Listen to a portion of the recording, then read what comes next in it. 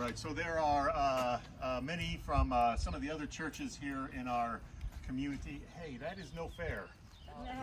They're moving into the shade. Kristen and I are stuck here in the sun. We're recording our sermon portion of worship this morning so that those in Hotchkiss and Peonia who are not yet meeting in person can watch this online later. And also those that don't yet feel comfortable or for whatever reason are not able to be here with us in person today can join us in worship, at least in some small way. Our scripture reading for this morning comes from the book of Genesis,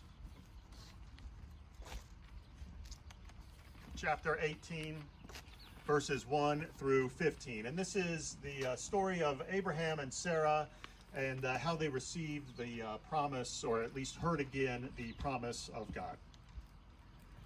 The Lord appeared to Abraham by the oaks of Mamre.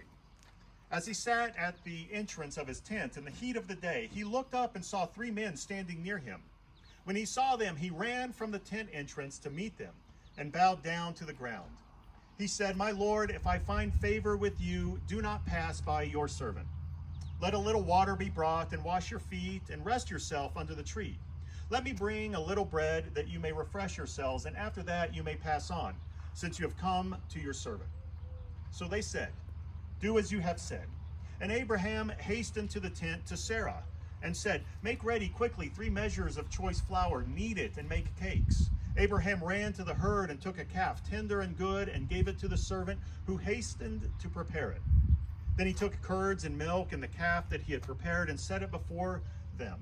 And he stood by them under the tree while they ate.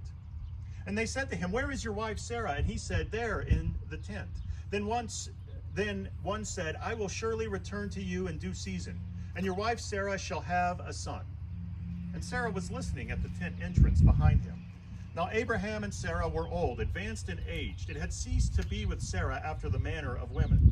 So Sarah laughed to herself, saying, "After I have grown old and my husband is old, shall I have pleasure?" The Lord said to Abraham, "Why did Sarah laugh and say, 'Shall I indeed bear a child now that I am old?' Is anything too wonderful for the Lord? At that set time I will return to you in due season, and Sarah shall have a son." But Sarah denied laughing. "I did not laugh," she said, for she was afraid. And he said, "Oh yes, you did laugh." This is the word of God for the people of God. Thanks be to God.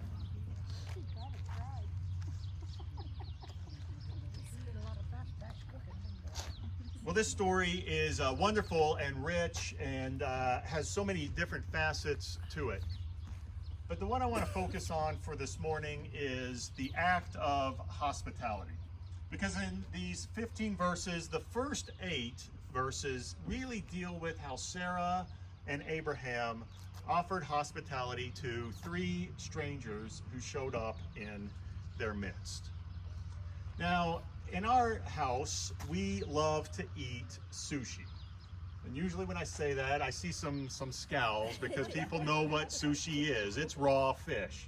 But we love to eat sushi, and there was a time in our lives when we would once a week go to a restaurant. It was a Asian food buffet, and we loved to go there because in one section of the buffet they had endless amounts of sushi.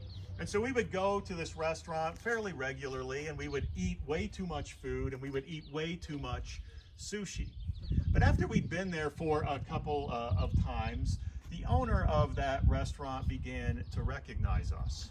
And he knew our names, and he did something wonderful. When we would come in, he knew we liked sushi, and he would immediately go into the back and he would prepare a special plate of sushi just for us, with big old thick cuts of tuna on a bed of rice, and thick cuts of salmon and eel, and he would bring it and he would present it to us. He would say, "I made this just for you. I'm so glad you are here again." And it was such a wonderful touch, and we were so thankful for that, and it made us feel special, and it made us want to go back even more. It didn't happen every time we went, but it was just one of those special touches to know that we were known, that someone had taken the time to at least observe our preferences, and had come to serve us above and beyond what we certainly probably deserved. It was a wonderful act of hospitality. But as we think about this idea of hospitality, and as we think about the story of Abraham and Sarah, it calls us to remember who we are as people, who we are as children of God. If we go back and remember the story of creation, which we heard last week, and we hear in the very first chapter of the book of Genesis, God saying, "Let there be light," or "Let there be day and night," we get this sense of God as a person who creates place for everything to exist. And it's an act of hospitality. And if we remember that we as children of God, as part of God's creation, are made in the image of God, we can begin to get the sense that we too are called to create places for other people to exist. When we practice hospitality, we are living in the image of God who created us. Now, we all like to receive hospitality. I love receiving nice, special pieces of sushi in that Asian food restaurant. We like to receive high-quality service when we go shopping. We like to receive great hospitality when we come to church. We love it when we go out to eat. We love hospitality when we visit with family and friends. It's a way of saying, you matter. I've seen that you're here in my midst, and you are important. But offering hospitality can be a little bit of a challenge sometimes. Offering hospitality demands something of us, and sometimes that can be a little bit uncomfortable, and it can be demanding. It can ask us to do something that perhaps makes us a little bit uncomfortable. And yet we are all called to practice creative hospitality as children of God. And so we ask this morning, how do we receive one another? How do we receive each other into our presence? How do we practice creative hospitality? Now, Abraham and Sarah show us what divine hospitality looks like. In the 18th chapter of the book of Genesis, they are in their tents, or at the doorway of their tents, when three strangers show up in their midst. And they jump up and go out and meet them, and they begin to offer them a quite lavish meal as a sign of hospitality. But in the midst of that, they're also showing us what it means for us to practice hospitality with one another. Now, the first thing we might notice is that Abraham and Sarah didn't get to choose who showed up in their camp on that hot afternoon, right? They didn't say, hey, I hope three strangers show up this afternoon, and lo and behold, it happened. No, they were sitting there essentially minding their own business when three people show up in their midst. It's a reminder to us that when we practice hospitality, we don't get to dictate who shows up in our presence. When I was just beginning ministry, I was asked to be a youth pastor in a church that I was serving. It was not my calling. I was not particularly well cut out to be a youth pastor. I was the youngest person on the staff there, and so by default, I became the youth pastor. But we worked on having ministries on Sunday morning, and then Wednesday evening and Sunday night. And the goal, at least as it was dictated by the church members, was we want a place for our kids to come and be shaped in the Christian faith, which it was good and a worthwhile effort. But the more the program carried on and the more that the kids started to talk about it, something happened. The skateboarders started showing up. And they would show up and they would bring their skateboards and they would ride them around the church property, and it really bothered a lot of the folks in the church. And they said, you got to do something to get these skateboarders out of here. And I thought, wait a minute, we're at church, we're called to practice hospitality, and we don't get to choose who shows up in our midst. Sometimes people make us uncomfortable. but we are called to practice hospitality anyway. Now, when they do show up, what happens with Abraham and Sarah? It was a hot day in the middle of the afternoon. Now, a little bit of context. Abraham is 99 years old, right? He's no spring chicken.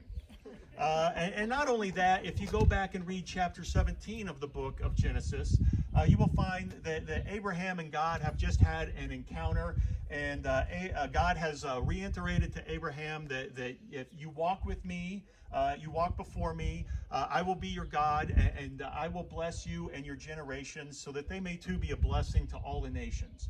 And in chapter 17, God says, and here's the sign that you and I have entered into this covenant, into this agreement, is you will receive the mark of circumcision. So when we get to chapter 18, there's a reason why Abraham is lounging in the front of his tent. He is healing.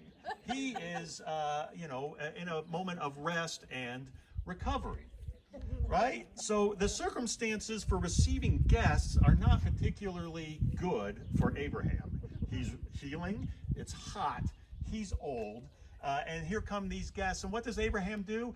He jumps up and he runs out to greet them. A wonderful show of hospitality. And it's one that is challenging for us, because it says even when circumstances are nice, you're supposed to still go show hospitality to one another. When I was in high school, I worked at A&W Restaurant. And I started back in the kitchen frying French fries and hamburgers, but I remember the day that I was asked to learn how to work the cash register.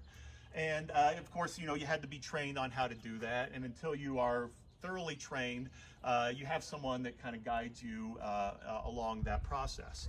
And so it was early in the morning, and my trainer, for whatever reason, had left me in the front of the store, and I was cleaning the counter, and my trainer had gone in the back, I don't know, to get change or do something. And while I was standing there cleaning the counter, a customer walks in. Well, I was not allowed to work the cash register myself.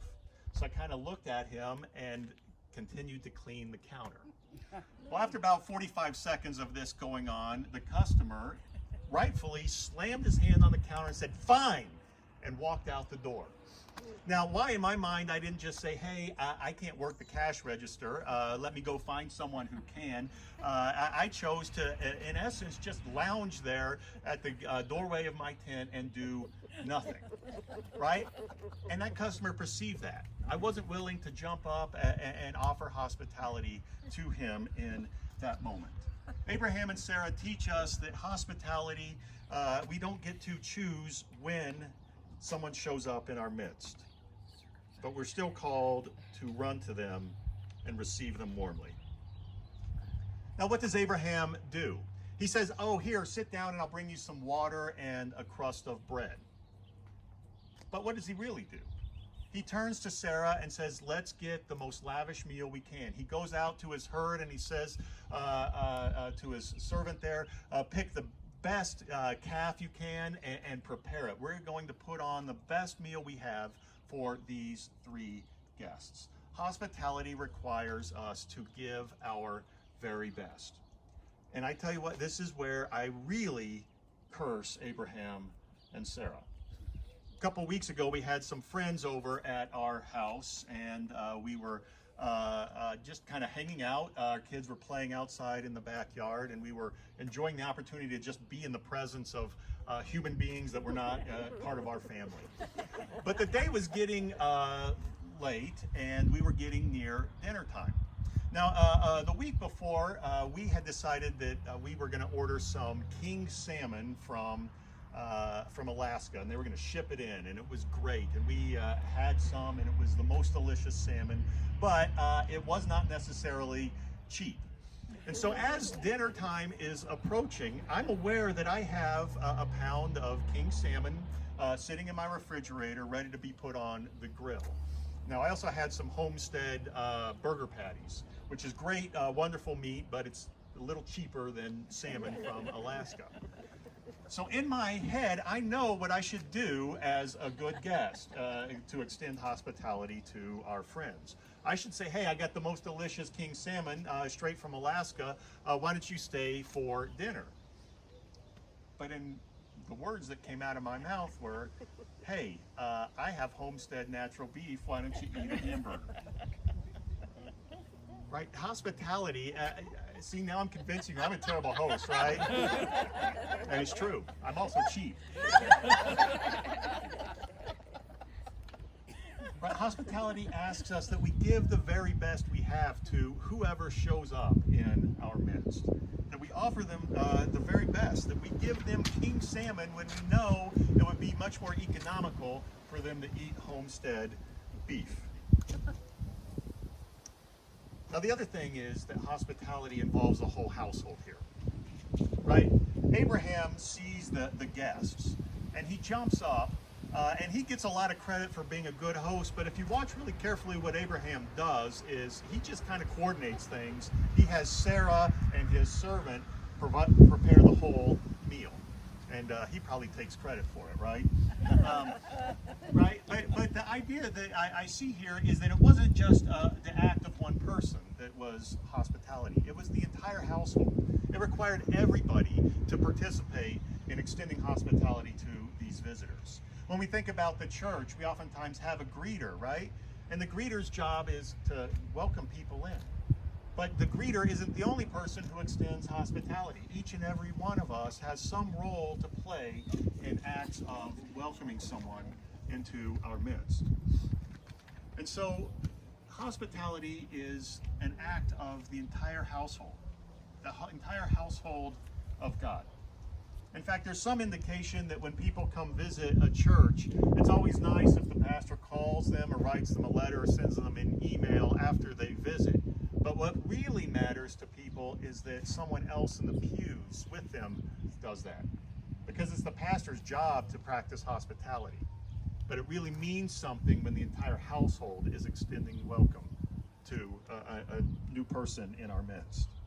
And so hospitality involves the whole house.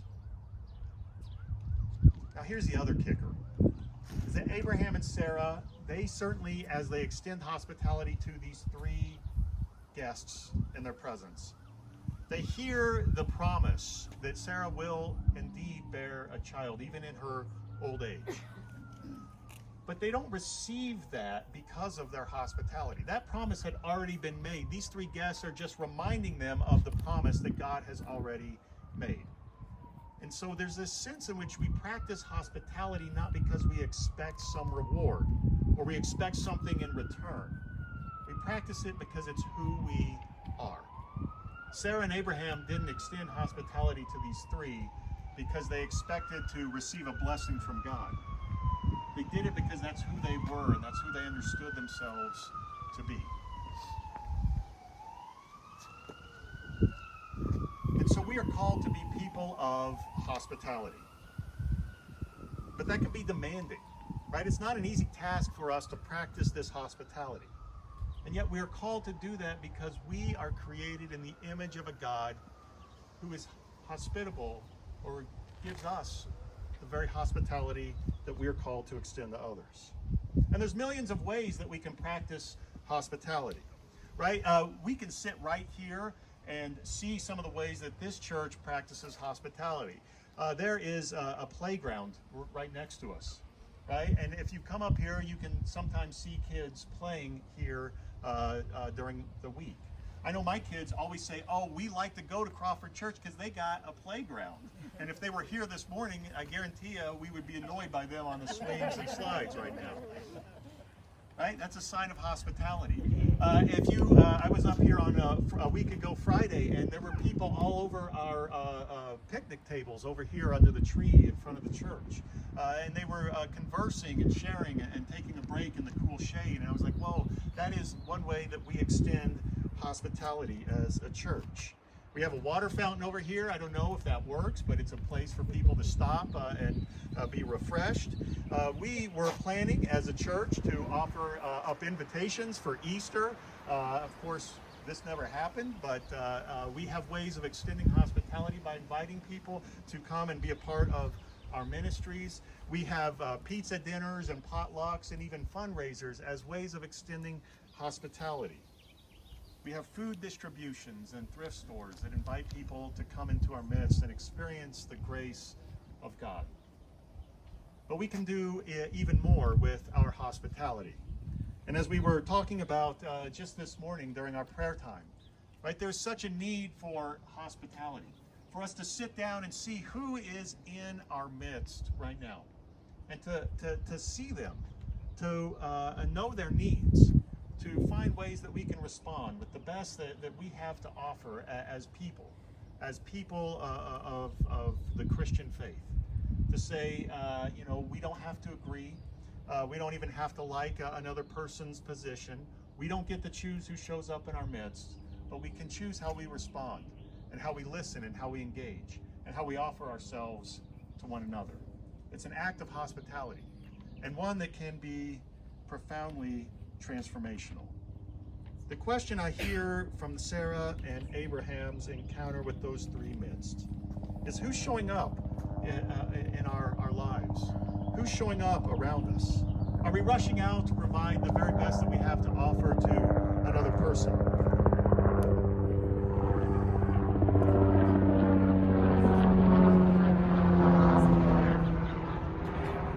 We're going to get it all today, right? We got cows on the highway and emergency vehicles and helicopters. It wasn't like need to remember there's something serious going on, it seems like, this morning. We're called as people of faith to rush out, to greet those in our presence and show them the overflowing abundance and grace and forgiveness and love of God. That requires something of us. It can make us uncomfortable. It can put us in the presence of people that we may not like, that make us feel uncomfortable. But we're called to receive them with the love of God, that they might know the love of God, that they might know the forgiveness of God, that we might be bound together as people of the Christian faith. Let us be people who practice creative hospitality. For right now, that is what this world needs more than anything. Creative hospitality. Let us follow in the footpaths, in the paths of Abraham and Sarah, rushing out to greet one another with abundance and grace and joy. Let us offer the world the best that we have to give. In the name of Christ.